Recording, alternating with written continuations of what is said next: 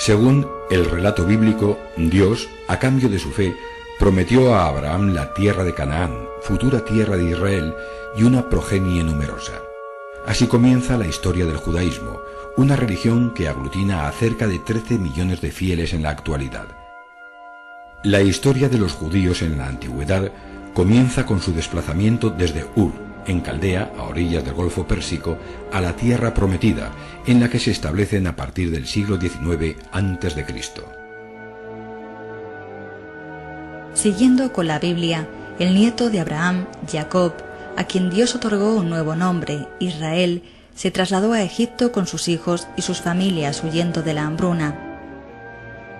Sus descendientes fueron esclavizados hasta que Dios los liberó y, guiados por Moisés, abandonaron Egipto, acontecimiento conocido como el Éxodo. Al llegar al monte Sinaí, los judíos hicieron un pacto eterno con Dios, quien entregó a Moisés las tablas de la ley.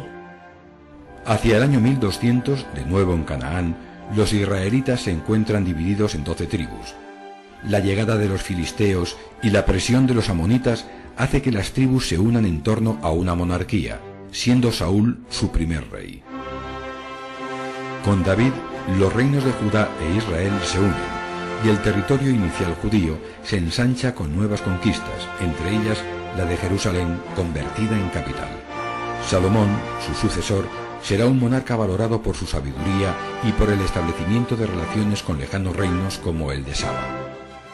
A la muerte de Salomón, el reino se divide en dos estados rivales, Israel en el norte y Judá en el sur.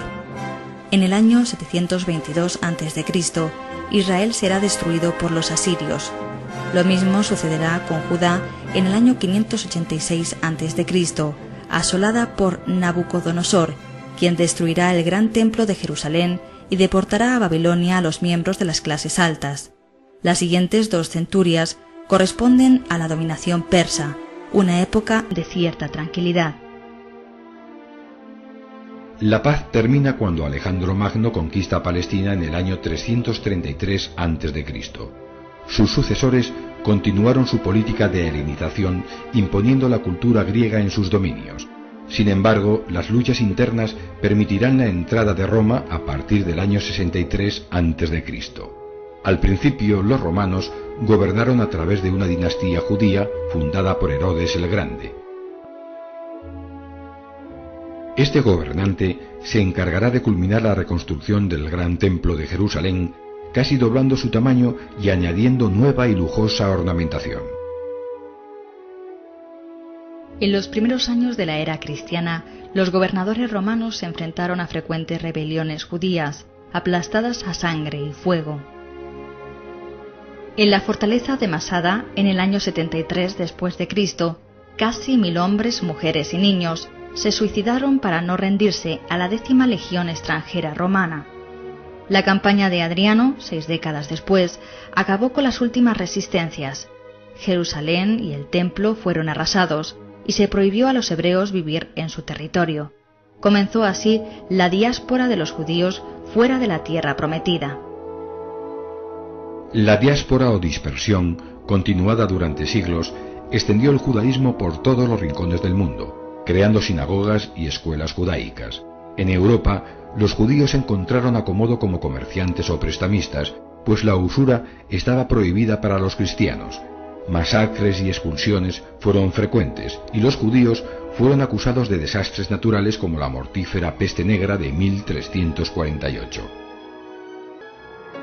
El antisemitismo, el odio hacia los judíos, tuvo su punto culminante en el Holocausto nazi.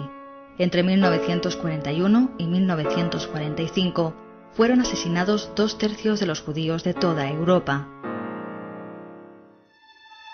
Pero las aspiraciones hebreas no acabaron con este desastre sin precedentes. Un movimiento judío, el sionismo, propugnaba el regreso a su antigua patria palestina. Finalmente, en 1948, sus deseos cristalizaron con la creación en Palestina del Estado de Israel.